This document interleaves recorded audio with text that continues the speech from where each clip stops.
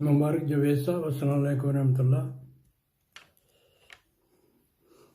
आपका channel nine brothers TV माशाल्लाह बहुत ही कामयाब हो रहा है और बहुत पॉपुलर हो रहा है। खाकसार का नाम बशीर अहमद खालिद है और जर्मनी के शहर रोनाई में रहता हूँ। मैंने जून 2019 तक मुसलसल 28 साल बतौर नेशनल अमीन जमात अहमदिया जर्मनी काम किया है।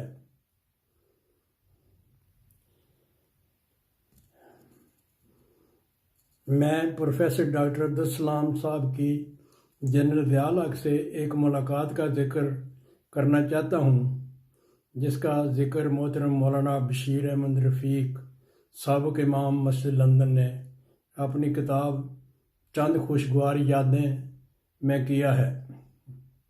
उम्मीद है आप इसको पसंद भी करेंगे और अपने प्रोग्राम में शामिल करेंगे।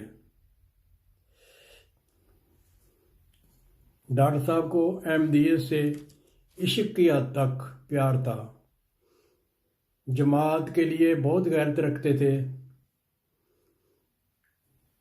1974 में जब पाकिस्तान की कौमी असम्बली ने जमात को दायरा इस्लाम से खारिज करने की करारदाद पास की, तो इन दिनों डॉक्टर साहब सदर पाकिस्तान के साइंसी मशीर भी थे और उनका दर्जा एक वज़ीर के बराबर था। जब इस फैसले की खबर सुनी तो मिशन हाउस तशरीफ़ लाए। हज़रत चौधरी सर मोहम्मद ज़फ़रुल्लाह खान साहब भी मौजूद थे। डॉक्टर साहब ने अपनी जेब से अपना इस्तीफ़ा निकाल कर हज़रत चौधरी साहब को दिखाया और फरमाया कि मैं इस हुकूमत के साथ कैसे रह सकता हूँ जिसने सरासर जुल्म और ज़्यादती से काम लेते हुए एक शर्मनाक फ़ैसला किया है। जनरल ज़िया ने जब अपना रसवाए ज़माना आर्डिनेंस जारी किया, जिसमें जमात को इस्लामी शआर की इस्तेमाल से रोका गया, तो डॉक्टर साहब को बहुत सदमा पहुंचा।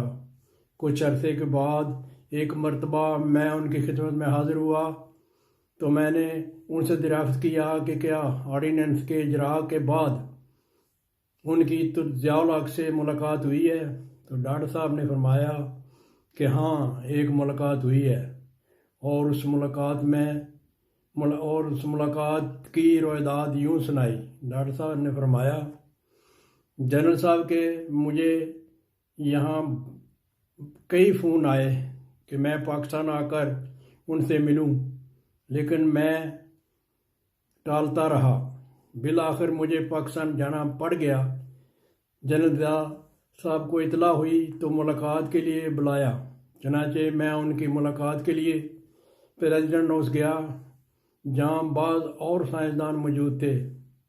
जनरल साहब ने खुद बाहर आकर मेरी कार का दरवाज़ा खोला और मुझसे मुआनका करने के बाद अपने साथ बैठने के कमरे में ले गए, जहाँ बाद और लोग भी मौजूद थे।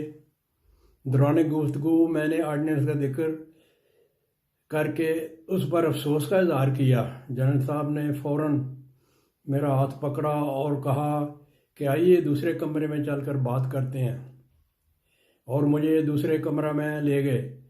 उस वक़्त के साइंसी अमूर के वज़ीर भी हमारे साथ इस कमरे में चले आए। जनरल ने कहा, बात यह है कि मेरे पास उलमा का एक वफ़द आया। उन्होंने मुझे ये अफसोसनाक बात बताई कि अहमदी कुरान करीम में तारीफ़ करते हैं, इसलिए वो दायरा इस्लाम से खारिज है। मैंने जनरल साहब को कहा कि कुरान की हिफाजत का वादा तो ख़ुद कुरान मजीद में मौजूद है, जहाँ अल्लाह ताला ने रसूलुल्लाह सल्लल्लाहु अलैहि वसल्लम को फरमाया कि कुरान मजीद की हिफाजत मैं ख़ुद करूँगा। इसलिए अल्लाह ताला के इस वादा के बाद अहमदी कैसे कुरान में तारीफ़ कर सकते हैं। इस पर जनरल साहब उठकर किताबों की अलमारी की तरफ गए और तफसीर सगीर उठा लाए।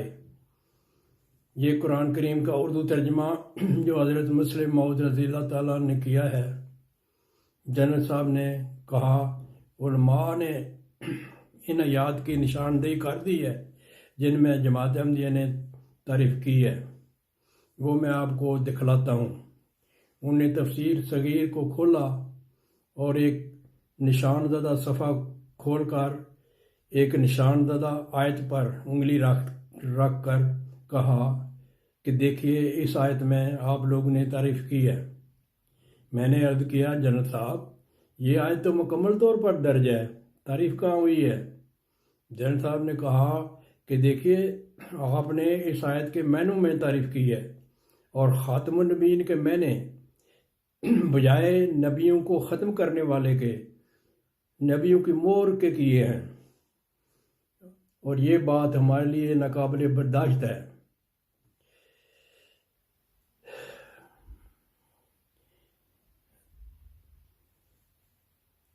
मैंने जनरल साहब से अर्ज़ किया कि ख़ातम का लफ्ज़ जो यहाँ इस्तेमाल हुआ है वो पंजाबी ज़बान का ख़त्म नहीं है, बल्कि अरबी का लफ्ज़ है और उसके मैंने अरबी ज़बान में मोर के हैं।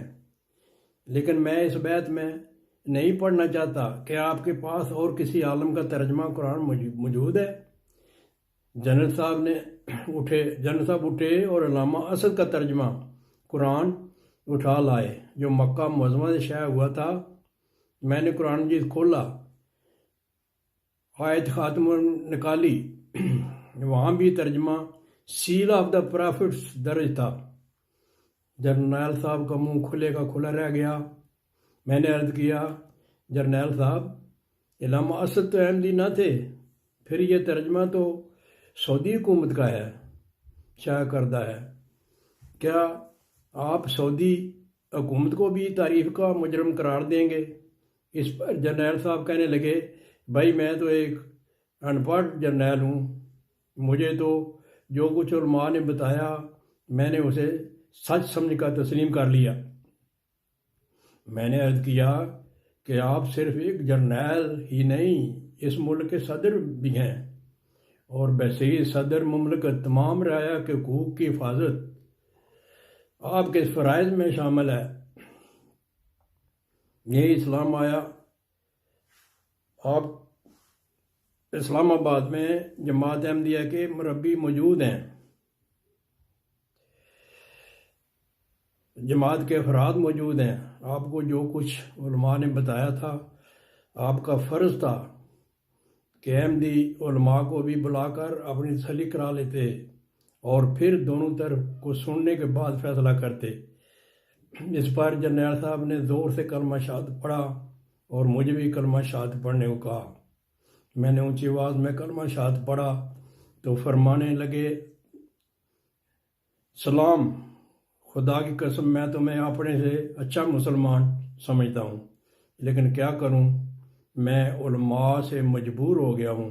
और ये कहकर बात का रुख किसी और तरफ मोड़ लिया।